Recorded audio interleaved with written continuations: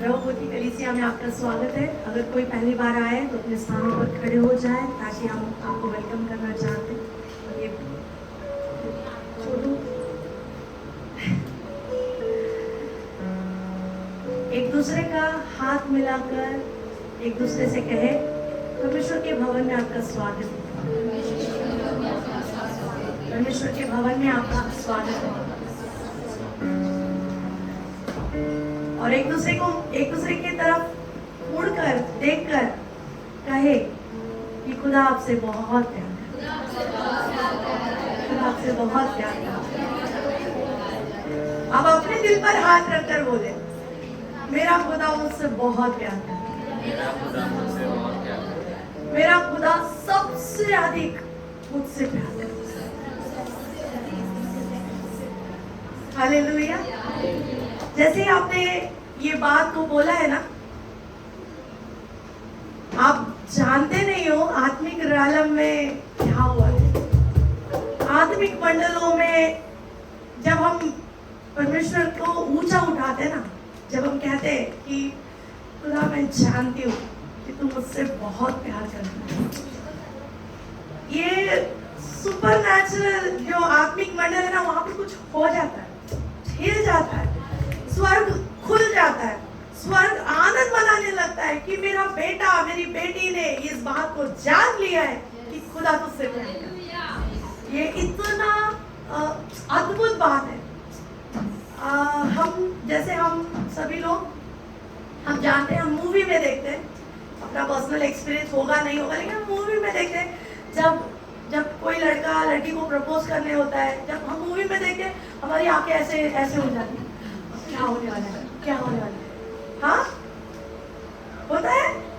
मतलब जब कभी देखते थे, जब मूवी देखते, अब तो नहीं देखते, लेकिन जब देखते थे तब वो ऐसे, मतलब अगर कहीं ऐसा कुछ है, ऐसा कुछ होता है तो सब लोग की नजर वहां पर, अभी बहुत इंपॉर्टेंट, अभी वो मोमेंट आ गया है, हीरोइन क्या बात कर रही है, अभी क्या होएगा, क्या होएगा, हाँ बोलते कि ना बोलते, क्या होएगा, है ना। तो सोचो कि आत्मिक मंडलों में जब हम खुदा को कहते हैं, लॉर्ड आई लव यू, मैं जानती हूँ कि तू मुझसे बहुत प्यार करता है, सोचो खुदा कितना खुश होता होगा, कितना खुश होता होगा जब वो हमें देखता है, वहां से देखता है, ओ मेरी बेटी जानती है, मेरा बेटा जानता है कि मैं उससे कितना प्रेम, है ना। तो आज खुदा कुछ अद्भुत करने पर, खुदा अपना प्रेम हम पर बरसाने पर, क्या आप तैयार हो? खुदा आज हमें प्रपोज करने पर है, क्या आप तैयार हो उसको हाँ बोलने के लिए? खुदा कह रहा है, उसको कह रहा है कि मैंने तो तुझसे इतना प्रेम किया, मैं इतना कर रहा हूँ, अब तक कर रहा हूँ। आज हमारी बारी है। हाँ प्रभु, हम तुझसे प्रेम करते हैं। हाँ प्रभु, मैं तुझसे बहुत ज्यादा प्रेम करती हूँ, जितना तू करता है ना, तूने मुझसे बहुत प्रेम किया है, लेकिन आज मैं जान गई कि तुझसे अधिक मुझे कोई चाह ही नहीं सकता, तुझसे अधिक मेरी कोई केयर ही नहीं ले सकता, तुझसे अधिक मुझे कोई और समझ ही नहीं सकता। ऐसा हमारा खुदा है। मैं विश्वास करती हूँ कि आज का वचन हमारे लिए, आज का दिन, ये दिन परमेश्वर ने जो दिया है, ये मौका परमेश्वर ने हमें दिया है, ये वचन हमारे जीवन का देखने का नजरिया बदल देगा।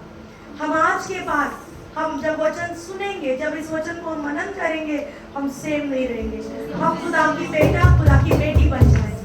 हम उसके मर्जी के अनुसार, उसने जिसलिए हमें रचा है, जिसलिए उसने हमें ये जीवन दिया है, हम उसे समझने पाएंगे, हम उसे जानने पाएंगे। आइए दुआ करते हैं। सुनी धन्यवाद प्यार पिता, प्रभु यीशु के नाम से हम आपके चरणों में आते हैं राजा। खुदा बाप, हम बहुत आनंदित हैं, बहुत आशीषित है खुदा कि ये मौका तूने हमारे जीवन में दिया। खुदा तेरे प्रेम के लिए, तेरे अनुग्रह के लिए हम धन्यवाद देते हैं। पवित्र आत्मा, हम आपको वेलकम करते हैं इस स्थान पर, अपने भवन में, हमारे दिलों में हम आपको वेलकम करते हैं। ये आगे का सारा समय आखिर आज आप हमसे बातें करें, खुदा की बातें, यीशु मसीह की बातें आज हमें समझाए, सिखाए, हमें करेक्ट करे, हमें बनाए, जो बातें हमें गलत है निकाल दे, धोए, शुद्ध करे। आज कुछ हमारे लिए ऐसा कर दो प्रभु जो हमने कभी अब तक इस विषय में हमने कभी सोचा ही नहीं, आज उन विषय को हैंडल करें। आज पवित्र आत्मा, मैं अपने आप को आपके हाथों में सौंपती हूँ प्रभु। मेरे मुंह को सैंटिफाई कर प्रभु, मेरे मुंह को शुद्ध कर, यीशु के लहू से मेरे मुंह को शुद्ध कर, ताकि प्रभु तेरी बातों को बोल सकूं। तेरे वचन के द्वारा खुदा आज मुझे बदल दे। आज यहाँ पर जितने लोग हैं उनका जीवन बदल जाए। आज तेरे अभिषेक को भेज प्रभु जी, तेरे अभिषेक को भेज, ताकि प्रभु हम सेम ना रहे। ये समय प्रभु आपके हाथों में सौंपते हैं, यीशु मसीह के जिंदा नाम में मांगती हूँ, सुना है। Praise the Lord। मैं जब छोटी थी, पढ़ पाती थी, तब से मुझे कहानियां पढ़ने का बहुत शौक था। मेरे घर में बहुत कहानियों के बुक्स थे, बहुत, मतलब इतना शौक था। मेरे जो एक मेरा फ्रेंड था, मम्मी का फ्रेंड था, उनके घर में लाइब्रेरी थी, तो मैं उनके घर से ना मराठी बुक्स लेकर आती थी। मुझे पढ़ने का बहुत शौक था, क्योंकि फ्रेंड्स कम थे, हालात अच्छे नहीं थे, लोग मतलब उतना, तब ऐसे हालात थे कि मैं समझती थी कि मैं अकेली हूँ। उस समय में हमको स्कूल में सिखाया जाता था, बुक्स हमारे दोस्त है, बुक्स हमारे मित्र है। तो मैं वो बुक्स में ढूंढती थी, मेरे लाइफ को ढूंढती थी। मुझे बहुत पसंद था कहानी पढ़ना, स्पेशली वो चांदोबा करके एक कॉमिक आता था बचपन में। मेरे पास वो सारे उसके कॉपीज, वो 6 महीने में आता था, फिर 3 महीने में आना चालू हो गया। तो सारे बुक्स मेरे पास थे, और वो बुक्स है ना सारे जमा करके, एवरी छुट्टियां लग गई, मैं वेट करती थी छुट्टी लगे तो मैं वो बुक्स का एक बॉक्स था मेरे पास में, वो बुक्स के बॉक्स वापस निकालूं। हर साल वही पढ़ती थी, लेकिन ऐसा लगता था कि मानो मुझे पता थी, वो कहानियां पता थी, लेकिन फिर भी पढ़ने में बहुत मजा आता था, क्योंकि उसमें राजा की बात होती थी। वो चांदोबा, वो जो कॉमिक था, उसमें इस देश का राजा, उस देश का राजा, उस देश का राजा, राजा की बात, उसमें राजा ही की बात होती थी। तो जब मैं वो पढ़ते पढ़ते, जैसे जैसे मैं पढ़ती थी, मैं सोचती थी एक राजा मेरे भी लाइफ में आना चाहिए। ऐसा राजा कहाँ मिलेगा? ये आज वो कहानियों का वर्ल्ड ही अलग था। जब वो हम कहानी पढ़ते हैं, हम उस वर्ल्ड में चले जाते है ना, हम उस दुनिया में चले जाते हैं। उस कहानी की दुनिया में देखती थी कि राजा है, रानी है, राजपुत्र है, राजकन्या है, फिर उनके लाइफ कैसे बदल जाते हैं। कुछ कोई राजा है, उसका बच्चा खो गया, फिर वो खेत में मिला, फिर किसान ने उसको बढ़ाया, फिर बढ़ते बढ़ते वो कैसे, मतलब वो राजपुत्र होने के बावजूद भी वो किसान का बच्चा बनकर वो रहा। फिर राजा काफी दिनों के बाद ढूंढता है, और फिर वो बच्चा मिलता है, वो राजघराने में चला जाता है। मतलब ये सारी कहानियां, ऐसा लगता था कि ये कहानी का वर्ल्ड है ना, हमारा भी वैसे ही वर्ल्ड होना चाहिए। हमारे जीवन में ना वो कहानियां पूरी होनी चाहिए ऐसे। फिर जैसे बड़ी हो गई, मूवी देखती थी, तब बचपन में बहुत क्रेज था मूवी देखने का, तो मूवी देखती थी। आपको ऐसे मूवी पसंद है जिसमें हीरो नहीं है? हाँ, बहुत कम, बहुत मतलब गिने, बहुत ही कम ऐसी मूवी होंगी कि जिसमें हीरो नहीं है, वरना सब पिक्चर में बिना हीरो का तो मूवी ही नहीं है ना, बिना हीरोइन की मूवी ही नहीं। अगर हीरोइन नहीं तो बोले क्या डायरेक्टर ने मूवी बनाया जिसमें हीरोइन ही नहीं है। हाँ? तो हीरो कितना इम्पोर्टेंट रोल प्ले करता है ना। ये बाइबल जब हम उत्पत्ति से लेकर रेवलेशन तक जब किताबों को पढ़ते हैं, 66 पुस्तक है, हर एक पुस्तक का हीरो यीशु मसीह, हर एक पुस्तक में यीशु मसीह बसा है।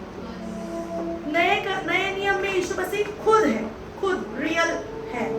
पुराने नियम में यीशु मसीह छिपे हुए लेकिन है, उनका प्रेजेंस वहां पर दिखता है, समझ आता है।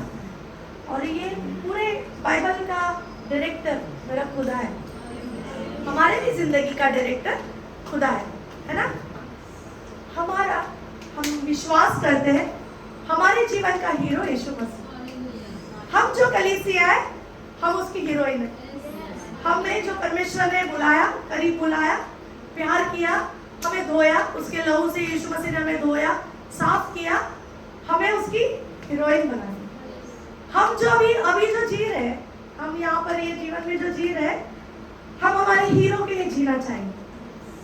हम दुनिया में जी रहे हैं जिस भी चीज के लिए। जब हम प्यार करते हैं, हम किसी से प्यार करते हैं, तो हमें सैक्रिफाइस करना पड़ता है, कुछ चीजों का, कुछ स्वभाव का, कुछ बातों का। नहीं, मेरे पार्टनर को ये पसंद नहीं तो मैं ये नहीं करूँगी, मेरे पार्टनर को ये पसंद नहीं, मैं ये नहीं खाऊंगी, चलो ये सब्जी पसंद नहीं, चलो ये सब्जी नहीं आएगी, ऐसे कपड़े पसंद नहीं, चलो ठीक है मैं वैसे कपड़े नहीं पहने, हम वो नहीं करें, ये कलर तुझे पसंद नहीं, चलो ये कलर का मैं कुछ नहीं करें, है ना। हम अपने पार्टनर का रिस्पेक्ट करते।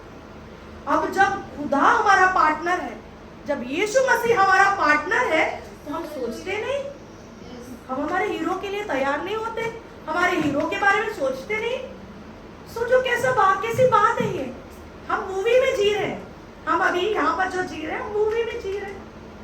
ये मूवी का क्लाइमेक्स आने पर है, हमारा हीरो हमें लेने के लिए आने वाला है और हम उसके साथ जाने वाले हैं। हम एक मूवी में चल रहे हैं।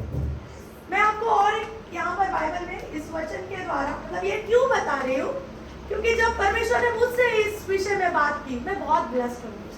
मैं विश्वास करती हूँ कि वही बातें आज मैं आप लोगों के सामने शेयर करना चाहती हूँ कि खुदा कैसे हमारे जीवन को एक सुंदर रूप देता है। जब हम खराब से थे, हम अच्छे नहीं थे। हर एक के जीवन में एक स्टोरी है, हर एक के जीवन में एक पास्ट है। हर एक जन, हर एक कोई कठिनाई से आए हैं, कोई दुख से आए हैं, कोई टूटी हारी जिंदगी से आए हैं, कोई अच्छे रिसोर्सेस से नहीं आए, कुछ अच्छा नहीं है, कोई बात नहीं। जो पास्ट था वो बीत गया, कोई बात नहीं। अगर अच्छी फैमिली नहीं है, कोई बात नहीं। अच्छे माँ बाप नहीं मिले, कोई बात नहीं। हमें अच्छी परवरिश नहीं मिली, कोई बात नहीं। लेकिन आज अगर हम यीशु में हैं, अगर यीशु मसीह हमारे जीवन का हीरो है, अगर वो हमारे साथ है, तो हमारा फ्यूचर बहुत सुंदर है। हमारा फ्यूचर, हमारा पास्ट हमारा फ्यूचर डिसाइड नहीं करता। यीशु मसीह जो हमारा प्रेजेंट है, वो हमारा फ्यूचर डिसाइड करता है। भले हमारे पास में काफी सारी चीजें हुई होंगी, कुछ हार होंगे, कुछ कष्ट होंगे, कुछ गलत डिसीजन लिए गए होंगे, कुछ डिसीजन हमारे लिए लोगों ने लिए गए होंगे। हम हालातों से घिरे हुए हो सकते हैं, हम बंधनों में अटके हुए हो सकते हैं, कुछ लोगों की कटी गलत गंदी मानसिकता की वजह से हम हो सकते हैं वैसा। लेकिन जब यीशु मसीह हमारे जीवन में आ जाता है ना, तो वो हमारी आइडेंटिटी को बदल देता है। वो सारी बातों को, हमारे फ्यूचर को, वो हमारे प्रेजेंट को बदल देता है। कितने लोग विश्वास करते हैं इस बात में कि खुदा के आने से हमारा प्रेजेंट और हमारा फ्यूचर बेस्ट होने जा रहा है, हमारा फ्यूचर बेस्ट होने जा रहा है। हम हारे हुए हो सकते हैं, हम हारे हुए थे, लेकिन अब जब यीशु हमारे जीवन में आया, हम कभी नहीं हारे। जब यीशु जब खुदा दाऊद की जिंदगी में आया, दाऊद ने कोई भी लड़ाई नहीं हारी, क्योंकि खुदा उसके साथ था। अगर खुदा आज, वही खुदा हमारा है, हम वही खुदा को सर्व कर रहे हैं। वही खुदा जो वचन कहता है, जो कल, आज और युगानुयुग एक सा है, वो खुदा, मेरा और तुम्हारा खुदा, वो एक सा है। अगर उसने तब किया था, तो वो आज भी करेगा और वो कल भी हमारे लिए खड़ा होएगा। आइए एक वचन को पढ़ते हैं, मेरे साथ निकाले। पहले शमूएल उसका 16 अध्याय और उसका 7 वचन हम पढ़ेंगे। पहले शमूएल उसका 16 अध्याय 7 वचन हम पढ़ेंगे। परंतु यहोवा ने शमूएल से कहा, न तो उसके रूप पर दृष्टि कर और न उसके कद की ऊंचाई पर, क्योंकि मैंने उसे अयोग्य जाना है। क्योंकि यहोवा का देखना मनुष्य का सा नहीं है। मनुष्य तो बाहर का रूप देखता है, परंतु यहोवा की दृष्टि मन पर रहती है। Praise God. यहाँ पर हम देखते हैं, खुदा कह रहा है, खुदा खुद कह रहा है, खुदा कह रहा है, यहोवा का देखना मनुष्य का सा नहीं है। अपने मुंह को खोल कर बोले, यहोवा का देखना मनुष्यों के देखने जैसा नहीं है। जो खुदा मुझे देखता है, बोले बोले, जो खुदा मुझे जैसे देखता है, मैं वैसे नहीं हूँ जैसे लोग मुझे देखते हैं। हालेलुया। खुदा मुझे देखता है और खुदा मुझे वैसे देखता है जैसे मनुष्य नहीं देखता। मैं आपको एक आनंद की बात बताना चाहती हूँ। खुदा देखता है, हर वो हालातों को देखता है जहां से हम गुजरते हैं। हर उस स्टेशन पे खुदा मौजूद होता है जहां पर हम रुकते हैं। हर उस स्टेशन पर खुदा तब तक रुकता है जब तक हम भी रुकते हैं। जब तक हम मूव ऑन नहीं करते, खुदा वहीं पर रुका है और वो हमें साथ चलाना चाहता है। वो हमें साथ चलाना चाहता है। क्या हम चलने को तैयार? क्या हम खुदा के साथ चलने को तैयार हैं? मेरे साथ वचन को निकाले। यूहन्ना रचित सुसमाचार उसका 8वां अध्याय उसका 1 से 11 वचन हम धीरे धीरे पढ़ेंगे। यूहन्ना रचित सुसमाचार उसका 8वां अध्याय पहला वचन, तीसरा वचन पढ़े। तीसरा वचन। तब शास्त्री और फरीसी एक स्त्री को लाए जो व्यभिचार में पकड़ी गई थी और उसको बीच में खड़ा करके यीशु से कहा, हे गुरु, यह स्त्री व्यभिचार करके पकड़ी गई है। हाँ, यहाँ पर एक यीशु मसीह यहाँ पर एक कहानी है। जैसे बाइबल कहती है, एक व्यभिचारिणी स्त्री के विषय में बाइबल कहती है कि उसे ऐसी हालातों में शास्त्री और फरीसी लोगों ने उसको ऐसी हालातों में उठाकर लाकर यीशु मसीह के सामने खड़ा किया और वो यीशु मसीह को परखना चाहते थे। इस वजह से उन्होंने उसके सामने लाकर खड़ा किया और वो कह रहे हैं कि ये स्त्री गलत काम करते हुए पकड़ी गई है, तो इसे मूसा की व्यवस्था के अनुसार इसे पथराव करना चाहिए। आगे वचन ऐसा लिखा हुआ है। तो मैं इस बात को सोच रही थी कि ये शास्त्री और फरीसी लोगों ने, इन्होंने, वचन कहता है ना, मूसा की व्यवस्था कहती है देखते ही पथराव कर दो। वचन ऐसा कहता है। तुमने अगर देखा कि कोई व्यक्ति किसी स्त्री के साथ अगर व्यभिचार करते हुए अगर पकड़े जाते हैं तो उन दोनों को उसी समय पथराव करके मार दिया जाना चाहिए। ऐसा लेवी व्यवस्था उसका 20 अध्याय 12 वचन कहता है दोनों को। वहां पर वचन लिखा है दोनों को, मतलब एक व्यक्ति अकेला व्यभिचार नहीं कर सकता ना, वो स्त्री और पुरुष दोनों भी वहां पर होने चाहिए थे। लेकिन वचन में कहा गया है कि उस स्त्री को वहां पर लेकर आए और किस लिए लाए? उसे तो वो अगर वहीं पे मार देते, वहीं पे जहां मिली वहीं पे मार देते, लेकिन यीशु मसीह को परखने के लिए उसे यीशु मसीह के पास लेकर आए और पूछ रहे हैं कि अभी यीशु मसीह इसका कैसा न्याय करेगा। क्योंकि अगर मूसा की व्यवस्था के अनुसार करेगा, अगर बोलेगा तो वो लड़की औरत मर जाएगी और फिर और अगर नहीं करता है तो व्यवस्था को उल्टा करने के लिए हम यीशु मसीह को पकड़ लेंगे, है ना। लेकिन यहाँ पर वचन जैसे कह रहा है कि उस स्त्री को अकेली को लाया। जब काम करते समय 2 जन होने चाहिए तो सिर्फ एक जन को पकड़ के शास्त्री और फरीसी वो लेकर आए और उसको लेकर आकर उसको लाके यीशु मसीह के सामने खड़ा किया। कई बार हमारे जीवन में, कई बार हम ऐसी परिस्थितियों में अटक जाते हैं जब लोग हमें जज करना शुरू करते हैं। लोग हमें देखकर हम पर दोष लगाने को शुरू करते हैं।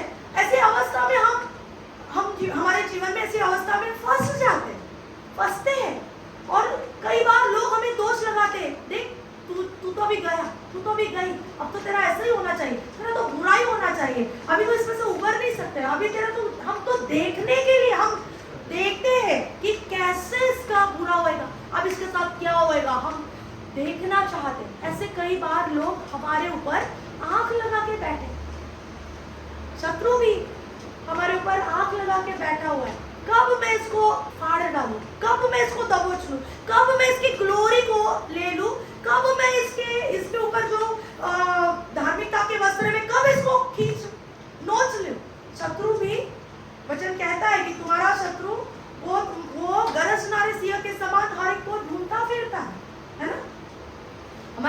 कौन है? हमारा विलन शैतान है ना। तो वो हमेशा ढूंढता है कि कहाँ पर मौका मिले, कहाँ पर मौका मिले, उस समय में मैं नाश कर दूं, मैं घात कर दूं, मैं चोरी कर लूं, वो उसलिए आता है। यहाँ पर भी ये स्त्री को ऐसे स्थानों में खड़ा किया है, सारे लोग उसके खिलाफ, क्योंकि उसने गलत काम करते हुए वो फंस गई मिली। हमारे जीवन में हम कई बार किसी अवस्था में हम फंसते हैं, जो हमें नहीं करना चाहिए था। ऐसे हालातों में हम फंसते हैं और लोग हमें देखते हैं, लोग हमें पकड़ते हैं और लोग हमारी चुगलियां बताते हैं, हमारे बॉस को बताएंगे या किसी और को बताएंगे या घर के परिवार को बताएंगे। तुझे पता है क्या हुआ, उसने ऐसा किया, मालूम है? उसको तू बराबर करना, उसको बराबर ध्यान देना, ये ऐसे काम करता है, ये यहाँ पे ये चोरी होता है, ये ऐसे काम करता है, तुम ध्यान देना उस पे। कई बार हम ऐसे हालातों में फंसे रहते हैं, लेकिन प्रेज गॉड कि उसे यीशु मसीह के पास आना है।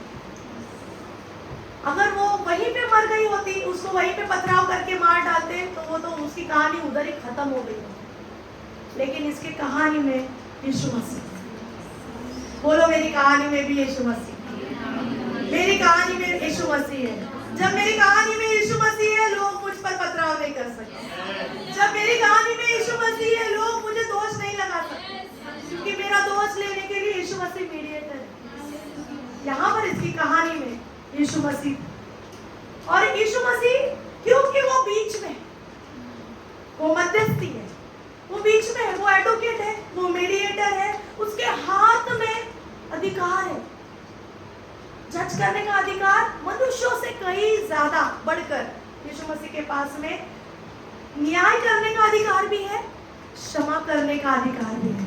जब हम उसके पास जाते हैं, अगर हम उसके पास गए तो क्षमा मिलेगी, अगर हम उससे दूर गए न्याय मिलेगा। चॉइस हमारा है। हम यीशु मसीह के पास आते हैं, और आते हैं तो कैसे आते हैं?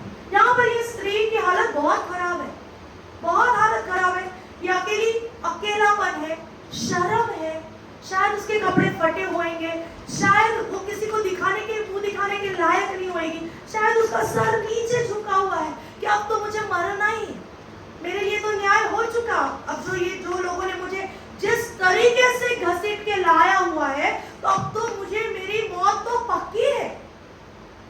लेकिन प्रेज गॉड कि वहां पर यीशु मसीह, प्रेज गॉड कि उन्होंने यीशु के पास उसको लाया।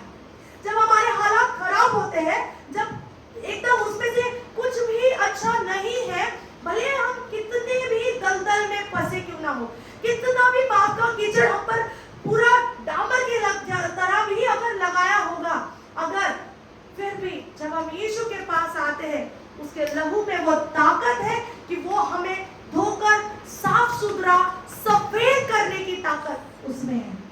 वचन कहता है, यशायाह नबी की किताब, उसका यशायाह का पहला अध्याय और 18 वचन, वो कहता है कि हम वाद विवाद करेंगे, कितने तुम्हारे जो लाल रंग के पाप है मेरे पास लेके आओ, मैं उसको साफ करता हूँ कि नहीं। देखो, खुदा चैलेंज कर रहा है कि तुम्हारे ऐसे कितने भी खराब तुम्हारी जिंदगी क्यों ना हो, चाहे चोर उचक्के रहो, चाहे वेश्या व्यवसाय रहो, चाहे जो कुछ भी मसीह में आने से पहले हम कैसे भी क्यों ना हो, चाहे शादी टूटी हो, चाहे रिश्ते टूटे हो, चाहे लोगों ने छोड़ दिया, चाहे लोगों ने जली कटी बातें बोली, चाहे लोगों ने कितना भी कुछ भी दोष लगाए हो, लेकिन जब हम यीशु के पास आ जाते ना, वो हमें मरने नहीं देता, वो हमारी सारी शर्म को ले लेता है, वो सारे गलत डिसीजंस, वो सारी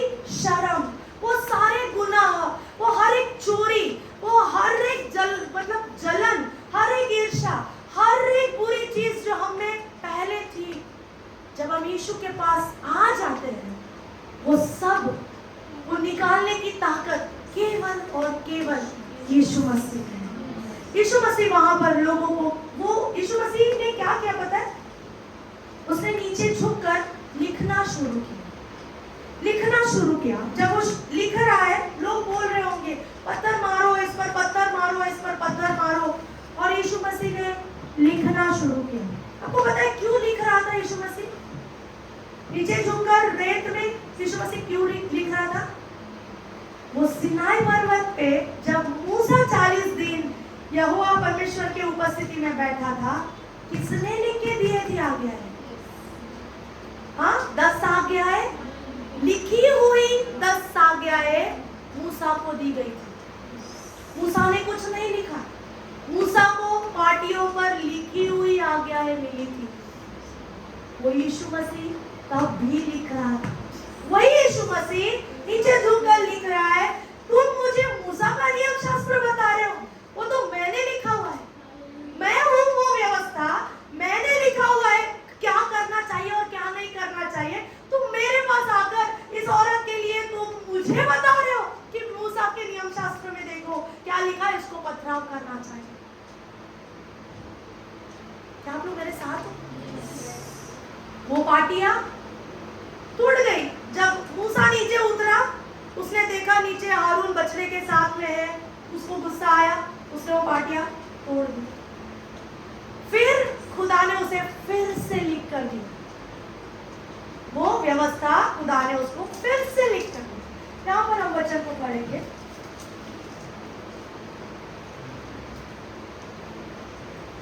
छठा वचन, उन्होंने उसको परखने के लिए यह बात कही ताकि उस पर दोष लगाने के लिए कोई बात पाए, परंतु यीशु झुककर उंगली से भूमि पर लिखने लगा। जब वे उससे पूछते ही रहे तो उसने सीधे होकर उनसे कहा, तुम में जो निष्पाप हो वही पहले उसको पत्थर मारे। और फिर झुककर भूमि पर उंगली से लिखने लगा। दोबारा से यीशु मसीह दोबारा से लिखने लगे, क्योंकि वो व्यवस्था दोबारा से लिखी गई थी, वो पाटियां दोबारा से लिखी गई थी। अब खुदा क्या कह रहा है? यीशु मसीह यहाँ पर क्या कहना चाहते हैं कि अब हम जो है, हम व्यवस्था के अधीन नहीं, हम अनुग्रह के अधीन हैं। हम अगर व्यवस्था के अधीन होते, हम कब के मर गए।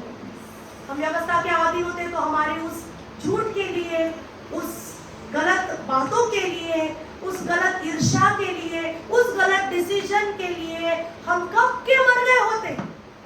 लेकिन यीशु मसीह के द्वारा हमने अनुग्रह को पाया है और इसलिए हम जिंदा हैं। इसलिए ये स्त्री भी जिंदा रह गई, क्योंकि इस पर अनुग्रह हुआ। यीशु मसीह के द्वारा इस पर अनुग्रह हुआ। खुदा कहता है यहाँ पर, यीशु मसीह कह रहा है कि वो पहला पत्थर मारे जो निष्पाप है। यहाँ पर 2 कैटेगरी के लोग हैं, 2 लोगों के विषय में बताया गया है। कई बार कई बार हम विक्टिम होते हैं, कई बार हम उस भीड़ में होते हैं जो पत्थर मारने वाले। जब हम विक्टिम होते हैं तब हम सोचते हैं हम पर दया की जाए। जब हम गलत होते हैं, जब हमारे कामों में, हमारे रिश्तों में जब हम गलत होते हैं, हम चाहते हैं कि लोगों ने हमें समझ के रहना चाहिए। हम चाहते हैं कि हमें माफ कर देना चाहिए। हम सॉरी बोलेंगे तो सामने वाले ने इट्स ओके बोलना चाहिए। हमने हाँ ठीक है, हाँ होता है, गलती हो गई गलती, तो सामने वाले ने बोलना चाहिए हाँ इट्स ओके, ठीक है, चल हो गया तो होते रहता है। बड़े बड़े शहरों में छोटी छोटी बातें होते रहता है, कोई बात नहीं। हम चाहते हैं जब हम विक्टिम होते हैं, हमारे साथ ऐसा बर्ताव करना चाहिए। लेकिन जब हम उस भीड़ में खड़े हो जाते हैं, उस पार जब हम खड़े होते हैं, हम वो पहले व्यक्ति होते हैं जो पत्थर उठाकर मारना चाहते हैं कि ये गलत है, इसने गलत किया, इसने ऐसा किया है, इसको दोष लगाना चाहिए, इसको सजा मिलनी चाहिए, ये ऐसे कैसे कर सकता है, ये ऐसे कैसे बोल सकता है, ये ऐसे कैसे ये कर सकता है, इसे तो सजा मिलनी ही चाहिए। हम उस भीड़ का हिस्सा हो कई। खुदा का वचन कहता है, रोमियो 3:23 कहता है, सबने पाप किया है, एक भी धर्मी नहीं है, सबने पाप किया है और परमेश्वर की महिमा से रहित है। हर एक व्यक्ति जो हम यहाँ पर जो देखते हैं, हर एक व्यक्ति वो परमेश्वर की महिमा से रहित है, सबने पाप किया है। सब लोग कभी ना कभी उस व्यक्ति के वो कटघरे में खड़े थे। लेकिन प्रेज गॉड, हमारी कहानी में यीशु मसीह आ गए, उसने हमारी कहानी को बदल दिया। उसने हमें ये पार ले आया, हमें बाजू में, हमें दूसरे साइड में, किनारे के दूसरे साइड में